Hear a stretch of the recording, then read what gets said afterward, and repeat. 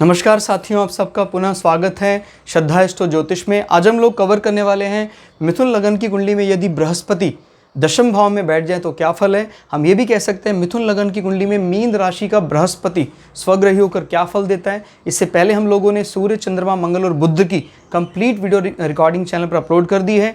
कोई भी व्यक्ति भृगु सरल पद्धति को आधार बनाकर ज्योतिष को सीखना चाहता है, हमारे चैनल को सब्सक्राइब कर सकता है। हम जल्दी ही 9 के 9 ग्रह सूर्य से लेकर राहु केतु तक उनके 12 अलग अलग लग्न की अलग अलग राशियों फल को अपलोड करने वाले हैं। इस अपलोडेशन को टाइमली पाने के लिए आप बेल आइकन दबाएं ताकि आपको सारा अपलोडेशन टाइमली मिल सके। मेरा नाम है सनत कुमार वाजपेयी। 15 सालों का अनुभव मुझे साइंस एंड एस्ट्रोलॉजी में है। हमारे बारे में और अधिक जानकारी के लिए आप सिंपली गूगल करें, सनत वाजपेयी लिखें, आपको हमारे बारे में कंप्लीट इन्फॉर्मेशन मिल जाएगी। तो आइए शुरुआत करते हैं आज की क्लास का। लग्न भाव से अगर हम गिनते हैं एंटी क्लॉकवाइज तो ये पड़ता है दशम भाव। बृहस्पति यहाँ स्वग्रही होकर बैठे हैं। पहले हम दशम भाव के बारे में जानते हैं, किस प्रकार की जानकारी दशम भाव देता है। दशम भाव दोस्तों बताता है हमारे जीवन के कर्म की, किस प्रकार का हमारा कर्म होगा, उसकी इंपॉर्टेंस कितनी होगी, सरकारी हमें सपोर्ट मिलेगा कि नहीं मिलेगा, ये सब चीज़ें दशम भाव से देखी जाती हैं। दशम भाव हमारे घुटनों को भी रिप्रेजेंट करता है, गोडे में उसमें कोई दिक्कत तो नहीं है, वो सब दशम भाव से देखा जाता है। दशम भाव के कारकत्व में बृहस्पति, शनि, बुध, सूर्य ये सब शामिल होते हैं। अभी कारकत्व में जो प्लैनेट है वो स्वग्रही होकर यहाँ बैठा हुआ है, यानी इस व्यक्ति का जो कर्म क्षेत्र है उसमें कहीं ना कहीं बड़ा प्रभाव है ज्ञान का।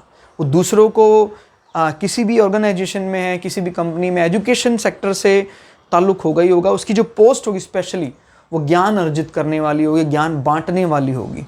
क्लियर। और गुरु जैसा सम्मान करते होंगे सभी, इसका इस पद में बहुत सम्मान मिलता होगा इसको।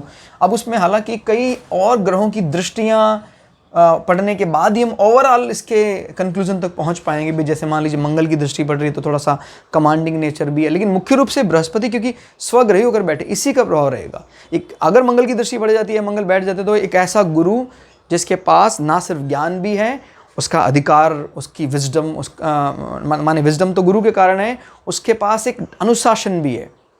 क्लियर। तो वो भी मंगल से आ जाता है। अभी बृहस्पति यहाँ पर बैठकर कहाँ के हाउस के और रिप्रेजेंट कर रहे हैं। यहाँ पर बृहस्पति बैठकर 7th हाउस की रिप्रेजेंटेशन भी कर रहे हैं। तो 7वें का स्वामी 1, 2, 3, 4 अपने से 4 होकर बैठा है। क्लियर हो गया। तो जब कभी भी इसका स्वामी यहाँ बैठा होगा तो हम ये बात कह सकते हैं कि भाई आपका जो पार्टनर है, लाइफ पार्टनर, उस लाइफ पार्टनर के कारण ही आपको जॉब में इतना सम्मान मिला। हो सकता है जॉब लगने का कारण भी वो रहे हों, या उनके विवाह के बाद ही उनको इस प्रकार की जॉब ऑफरिंग हुई है। मतलब बहुत क्लोज रिलेशनशिप है। बृहस्पति की जो फेवरेट राशि है वो तो ये है। तो बृहस्पति का ज़्यादा मन इनकी टेक केयर में रहता है, इसमें कोई दो राय नहीं है।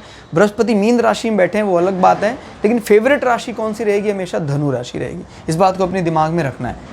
फिर हम बात कर लेते हैं बृहस्पति की दृष्टियों की।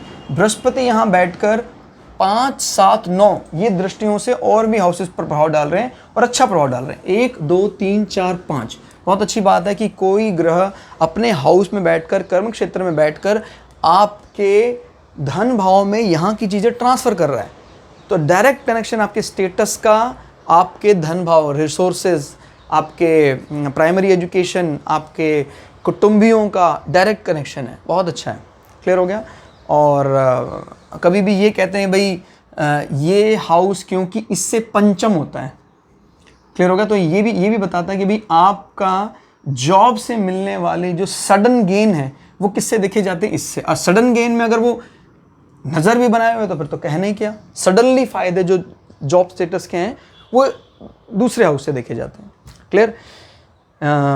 इसी प्रकार से बृहस्पति की ये नज़र आपके खुद के मकान में पड़ रही है, जो बहुत अच्छी नज़र है। आपके मकान को, आपके वाहन को, आपके माता के सुख को बढ़ाने वाला होगा। बृहस्पति की दशा इन चीज़ों के लिए बहुत ज़्यादा, जब भी कोई ग्रह चतुर्थ को भी मजबूत करो और दूसरे को भी, तो ये तो आपको पता ही है, चतुर्थ और दूसरा दोनों मिलकर ही हमारा घर, कुटुंब पूरा बनता है। खाली भवन के निर्माण को हम नहीं कह सकते हैं कि हमारा घर पूरा हो गया। बिना कुटुंब सुख के क्या घर का सुख मिल सकता है। तो दोनों में दृष्टि डाल रहा है, ये बहुत ऑस्पिशियस है, बहुत ज़्यादा भाग्यशाली है।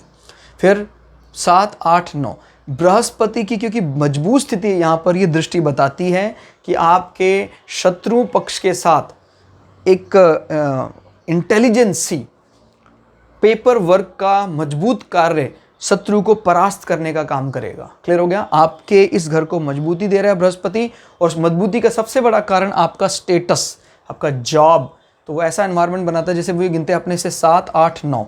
क्लियर हो गया? तो जब बात करते हैं उस घर से 9वें होकर बैठा है, क्लियर होगा? तो हम कभी भी ये जानना चाहें कि भाई आपका स्टेटस में जो भी कोई बात करते हैं कि 9 का मतलब आपका धर्म भी होता है, आपका ट्रुथनेस होती है। तो जॉब की जो ट्रुथनेस है, सच्चाई है, कर्म क्षेत्र की सच्चाई है, कितने हद तक आप उसमें पारंगत होंगे, वो यहाँ से दिखा जाता है। और जब बृहस्पति स्वयं यहाँ नज़र मार रहे हैं, यानी वो सच्चाई आपको आपके सारे शत्रुओं को निस्तो नाबूद करने के लिए काफ़ी होगी। वो इतनी ज़्यादा माने कर्म में आप बहुत अच्छे हैं, बहुत सच्चे हैं, और वही सच्चाई आपको इन चीज़ों से जीत दिलाने वाली हो, शत्रु पक्ष को कमज़ोर करने वाली होगी। क्लियर?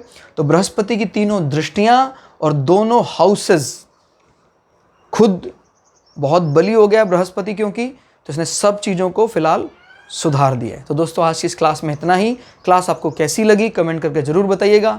मिलते हैं अगली क्लास में, तब तक के लिए जय श्री भगु पराशरा, जय श्री शुक्राचार्य, नमस्कार।